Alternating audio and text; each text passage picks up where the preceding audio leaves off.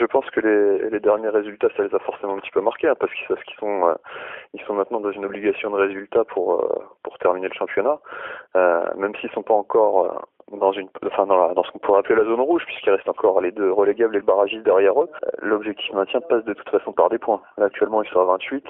On ne sait pas si le maintien jouera à 40, 42, mais de fait, il y a encore pas mal de points à prendre. Il commence à être dans l'urgence. C'est une équipe qui a été plutôt louée pour son jeu depuis le début de saison, mais qui a eu tendance un petit peu à se liquéfier en fin de match, à perdre des points un peu bêtement.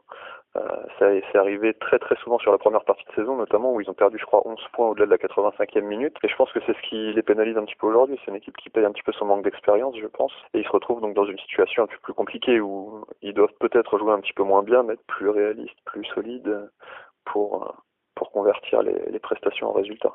Les qualités du DFCO, c'est du jeu rapide vers l'avant. Ils ont quand même un duo d'attaque qui est capable de peser sur les défenses. Ils ont des joueurs qui sont très très créatifs au milieu de terrain. Je pense à des gars comme Mehdi Abed, comme Pierre Lesmelou, comme Marvin Martin quand il est en forme. Ce sont des garçons qui permettent de se projeter très vite. Ce sont des garçons qui se permettent de créer beaucoup d'occasions. Et c'est une équipe qui a été plutôt réaliste, puisque par rapport au nombre de tirs cadrés, etc., c'est une équipe qui a plutôt pas mal marqué, avec Loïs Diony et Julio Tavares qui font une très bonne première saison dans l'élite.